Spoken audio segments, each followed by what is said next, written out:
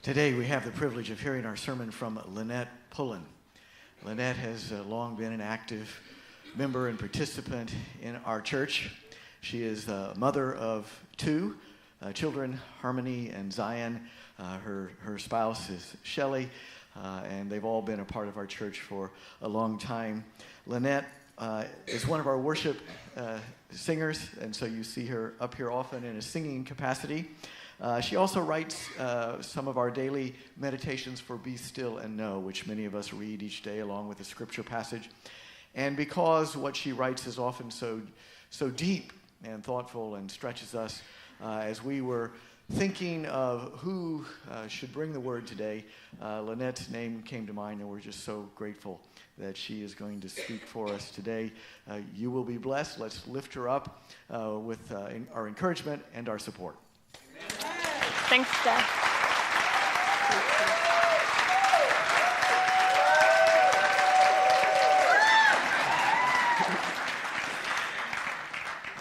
Stop it, you saps.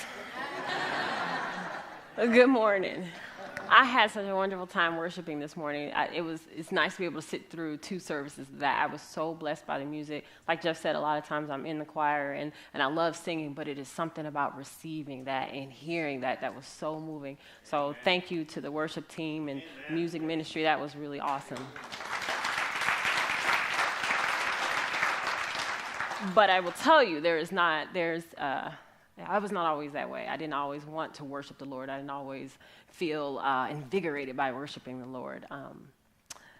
And I want to share with you how I went from my journey from surviving in the world to thriving in the world and helping me to learn to love and worship the Lord.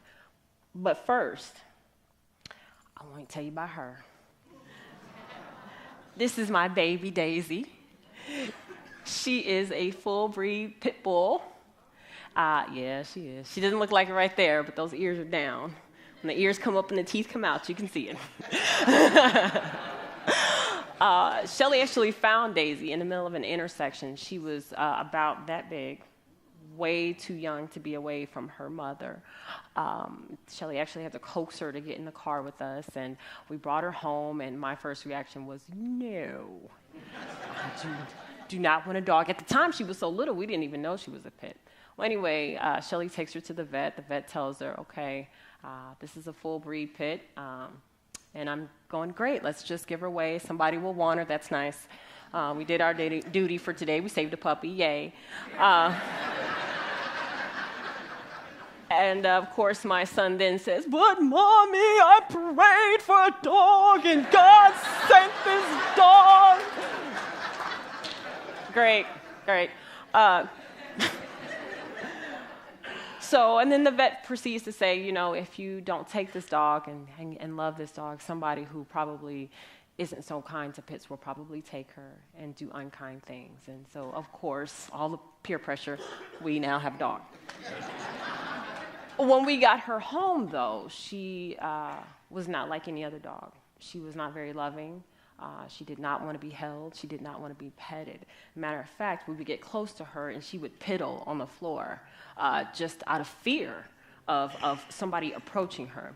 I would get down oftentimes on my knee, and I would hold my hand out, and I would turn my head so that she would feel safe in approaching me. And she got to the point where she'd get close, and then she'd try to lick my fingers, and I'd stick my hand out, and she'd kind of go back like that. She'd been hit. She'd been hit more than once. At that size, she already knew what being hit was like. It took a lot of time and a lot of effort for us to be able to extend love to Daisy and for her to be able to accept it. I would put my hand out over her head, and she would duck down. But then after time, I'd put my hand, and she would kind of cringe, but maybe not duck. And then it got to the point where I could touch her, but only for a little while. And then she'd, back off, that's enough, lady, Now I'm happy to say we've had Daisy for a couple years, and it's to the point now where we walk in the door, and she is greeting us with gifts and love and affection. Matter of fact, when I tried to take this picture, it took like 10 tries. I put the camera in her face, and she'd lick the phone, and I had to wipe it off. No, honey, stay. No, honey, stay. No, honey, But the reason I tell you about Daisy is because I see a lot of similarities between Daisy and I. I come from a very dysfunctional family. I was abused from as early as I can remember, emotionally and physically. I knew at a very young age, when that hand reached out, that that was not a friendly hand. I cringe when people come towards me. And because of that, I developed a sense of rejection and aloneness and isolation, thinking I've got to make it all on my own, all by myself. I was raised in a Muslim home. My parents are Muslim. They sent me to a Catholic school. And one of my really good friends down the street was Jewish. So as a kid, I was real confused. And growing up, I really didn't understand God. One day, I was cleaning my house, my apartment, and I could hear God asking me, do you love me? And what do you say when the Lord says, do you love me? Yes. Who's going to say no, right? So I'm vacuuming. Do you love me, Lynette? Yes. Yes. I'm doing the dishes. Do you love me, Lynette? Of course. You know. I'm vacuuming. Lynette, do you love me? Of course. I'm driving down the street one day, and he asked me again, Lynette, do you love me? And finally, I answered truthfully, no. No, I don't know. I don't love you because I don't know you. I don't know who you are. I don't understand you. I've been taught to say I love you, but I'm not really sure who you are. And I could hear God say back to me, but I love you. So why don't we work on together, you getting to know me and you getting to accept my love? So that's what I want to tell you about today. How I went from surviving to thriving with the love of the Lord. I had a lot of questions about it. I thought to myself, what does the love of the Lord look like? My perception of love wasn't so hot from all the examples I had in my life. I thought, how do I learn to accept it? I'm kind of like Daisy. When people reach their hand out to me, I recoil. I'm expecting pain. I've been conditioned to anticipate pain when someone reaches out to me. And then how does God's love help me to thrive in life instead of just survive? Somebody once told me, Lynette, I could put you in the middle of the jungle with a knife and a match, and you come out just fine. But if I put you in a mansion with maids and everything you need, you would know what to do with yourself. You don't know how to just thrive. You don't know how to just make it. There are 3 key things that I learned in life about helping me go from just surviving, like Survivor Man, just making it, to thriving and enjoying life and being here and not waiting for the next terrible thing to happen to me. First thing I learned is perception is everything. Everything. Perception about God, what you feel about God, how you look at God, how you visualize God. Because of my upbringing with my Islamic household, my Catholic school, my Jewish friend, and the rest of my family was Christians. So I was really confused. You should see our Thanksgiving dinner. The prayer at Thanksgiving, we would all get around, hold hands, and nobody wanted to really offend anybody else. So there was like the one person who wanted to make the general prayer, and they would accidentally say Christ. And so then the Muslim part would start talking in Arabic, kind of overcasting that. And then they would get louder, Holy Jesus, pray to the Lord. And it was like a battle. And the kids are thinking, we just want to eat, So my visual perception of God was very different than what I thought. I had a couple things I thought I had, the all-seeing eye. That actually is a constellation. I think it's called the Helix Nebula. But I had that whole perception of the all-seeing eye in outer space that's constantly scanning and looking for me to do something wrong. What am I doing wrong? That all-seeing eye that's down and beaming on me. And then there was the other perception of the whole, the guy with the beard in the heavens with the gown looking very regal and holy. And is that God? And am I made in the image of God? Because we don't look alike. I'm a little confused.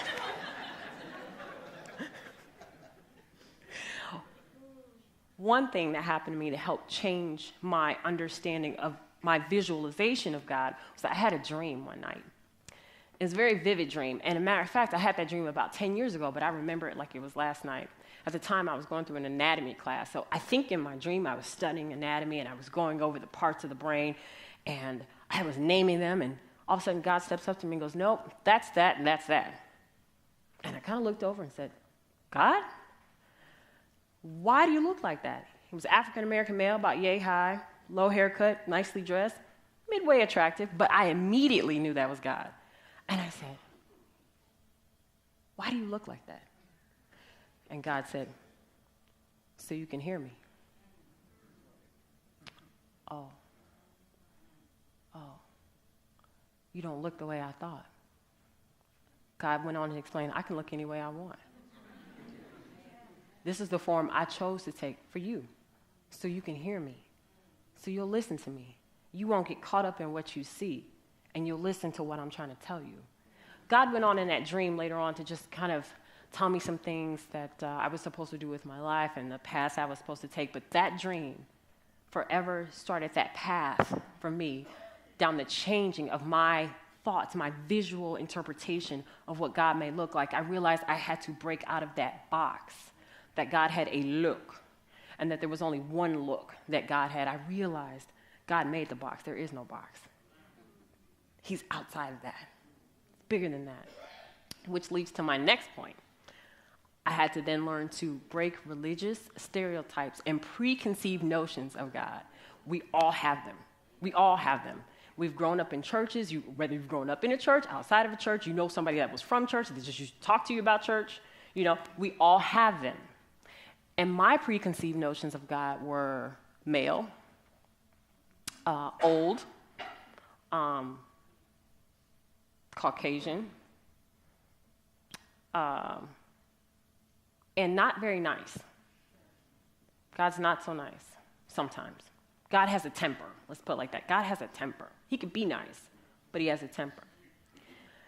One of the really cool things that helped me with that interpretation was the book, The Shack. How many people have read The Shack? That is a super cool book. If you've not read it, get it. It's by William Paul Young. In this book, one of the images of God is a female, African-American, heavyset female that's called Papa.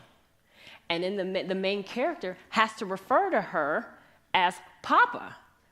And she helps guide him through some really horrible things that happened in his life. But she did that to help break his notions of what God would look like and how God is and the character and the nature of God.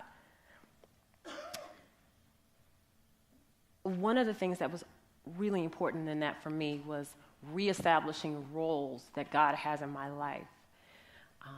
There were times that in my life where I needed a mommy. You know, everybody has a mom. I need a mommy. I needed somebody I could run to, bury my head in her chest, let her wrap her arms around me, stroke my hair and say, baby, it's going to be okay. It's all right. Mommy's here. Mommy's here. I needed that. When I opened up and let go of my preconceived notions and stereotypes of God, God did that for me. He fell into those holes that I was missing in my life, and he was mommy to me. When I needed a daddy, I needed somebody to stand in front of me and protect me from all the bad things that happened and assure me that everything was okay and provide the things that I needed from me. When I broke that preconceived notion of God, he did that for me. He was daddy, not dad, not father. Daddy, you know the difference. Daddy. Somebody I can grab his leg and hold on to and say, Daddy, protect me. My next point, something God taught me was really hard that I didn't even realize I was doing, was I was assigning human characteristics to God's infallible nature. So because everybody in my life who said, I love you, hurt me. Everybody in my life that reached out to me hurt me. So I began to assign their characteristics to God. You're saying you love me, but are you telling the truth? You say you'll be there for me, but will you really? When it gets tough, are you really going to stand there? Or are you going to run out on me like everybody else? You say you're not doing this for you, but you're doing it for me. Are you sure about that? You sure about everybody else in my life has been really selfish and they've used me? How do I know you're telling the truth? God very clearly put on my heart, do not mistake me for human. Do not assign those human negative traits to my characteristic. I am not human. I am above that. I am good. I am love. I am not envious. I am not boastful. I don't fail. I do not rejoice in evil. I am love. And then God said to me, instead, look for those traits that are sprinkled among people among you. Those good traits. Find those. That's who I am. Find somebody who is loyal, who is patient, who is kind, who is perseverant. Find that. That's how you see who I am. Don't do that to me. Don't assign that negative, deceitful, selfish character. I'm not that. My wife, Shelly, is so patient with me. She's so patient with me. I swear I push her to the limits. Don't be fooled. When she snaps, she snaps. It's done. I have pushed her that far. But she is so patient. I see the patience of God in her character. My sister is loyal to a fault. She will stand up for me when she sees no reason to. She believes in me. I had a teacher in middle school who was so kind to me. No matter what I was going through, she was so kind. I could talk back. I could have an attitude. It's almost as if she knew what I was going through at that point in my life. And she was so gentle with me. My best friend Monica, whom I love dearly. We've been best friends since 6th grade. Love her dearly. I could tell her anything, and she'll never judge me. I have told her everything. And I'm not telling y'all, but I told her everything. And she's never judged me. She's always looked at me with the same love and intensity she always has. So don't assign negative traits to God's character. Be careful, be mindful of when we do that. One of the reasons I found out that I was assigning negative traits to God was God kept asking me this question. It seems like he has a pattern of doing that to me. I guess maybe I don't tell the truth at first. God kept asking me, let me help you with something. And I would say, no, I got this. And God saying, no, Lynette, I really want to help you with this. And I was going, no, God, I got this. You help me with the supernatural up here type stuff I can't reach, but this right here I got. And God's going, Lynette, I'm here too. You need me for this too. And I'm going, no, I don't. I'm good. I'm independent. There's lots of people who need help. I'm good. And God says, well, why don't you want me to help you with that? I don't know. I just got it. God says, why don't you want me to help you with that? Because I said I got it. Finally, God says one more time, Lynette, why don't you want me to help you with that? And I had an honest answer. Because I don't want you to take credit for it. Surprised me too. I thought, wow, why wouldn't I want God to take credit for something? That doesn't necessarily make sense. And God said, why don't you want me to take credit, Lynette? And I had to think about it. Because when I was a little girl and somebody gave me something in my household, they would take it back. So if it belonged to them, they could take it back at any time. So nothing really truly was mine. And I could never really hold on to something. And I was always anticipating that they would take it from me. At the moment that I really needed it or really wanted it, they'd take it. And I didn't want God to do that to me. And God said, I won't do that to you, baby. I love you. I'm going to take care of you. Let me help you. Second point I learned. Stop bracing for impact and embrace the impact. Stop bracing for impact and embrace the impact. Basically, what that means is Stop approaching life like a football player. I got to the point where so many bad things were happening to me, day after day, time after time. They got to the point, I put my helmet on, I got my shoulder pads, my chest protector, and I'm like this. You know, I'm waiting for the next attack. I'm waiting for impact. And I'm charging 34, 36. You know, I'm ready. I'm ready. I'm ready. And God's looking at me like, baby,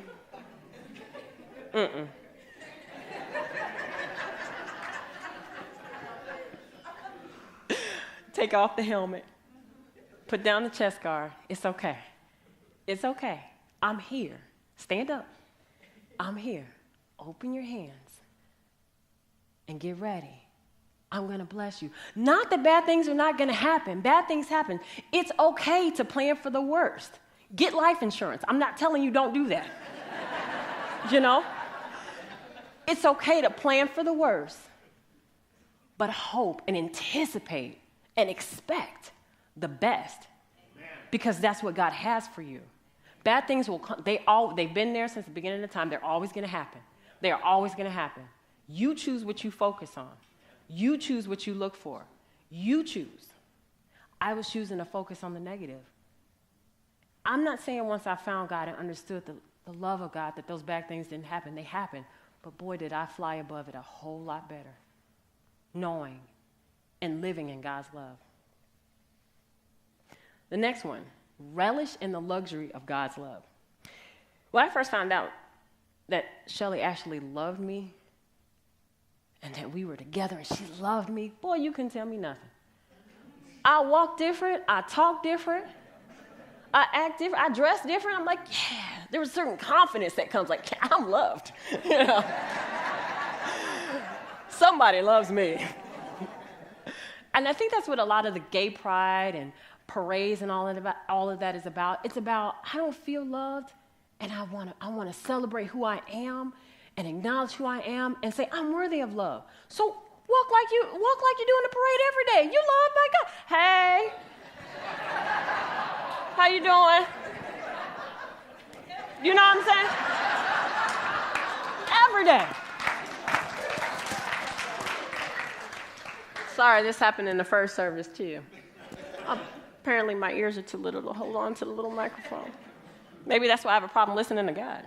That's why he has to ask me things over and over and over. Did you hear me?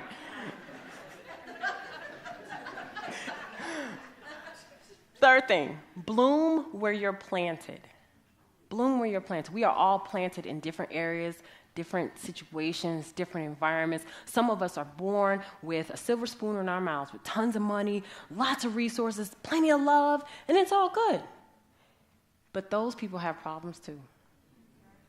Some of us are born and had dysfunctional families, like I did, a lot of pain. Some people were born without families. They got adopted, didn't have anybody. Bloom where you are planted. Bloom. God gave you everything you need to bloom exactly where you are. You were meant to be there. It is not an accident. There are no coincidences. Take your situation as it is, bloom. Don't just make it, thrive, survive. Be who you are meant to be. My third point, pay it forward. That concept was made famous by the movie Pay It Forward. But the idea is to take what you have and love somebody else with it. Give it to somebody else. Pay it forward. Learning to love someone else the way that God loves us can be easy if you already love the person. I mean, it always has its challenges, but it's much easier when you love the person. I'm thinking a little bit further. Think of somebody that you don't love, or that you maybe even have animosity towards, like a George Zimmerman type person. For me, it was my stepfather. Let me tell you about an opportunity I had to pay it forward and how blessed I was to be able to pay it forward. Recently, my stepfather was sick. He had a bowel obstruction. If you don't know what that means, that's something in your intestines that's blocking the flow from top to bottom. When that happens, it can be fatal. Even when it requires surgery to fix most times, and even if they do fix it afterwards, it still can be fatal. just from the effects. You get something called sepsis, where poison leaks into your system. It's very scary. That happened to my stepfather. My mother called and said, could you come up here with me? They live about 2 hours north. Could you come up here with me? I need some help. Okay. I reluctantly went. I got there. I'm walking down the hallway where his room is, and I could hear him vomiting over everything else. Monitors, the overhead speakers, people talking in the hallways. I could hear how loud he was vomiting. He was sick. I walk into the room. He's visibly sick. The nurses are running in and out. The doctors are running in and out. It's time for emergency surgery. They're trying to get everything coordinated. If you've ever been in a situation where someone has to have emergency surgery, it requires a lot of paperwork and a lot of people are running around. My mother was holding the bin that he was getting sick in, and she's trying to keep him calm and help him out. But at the same time, she was getting sick from watching him get sick, and she couldn't handle it. And she's looking at me like, I need help. And I'm thinking, but at that moment,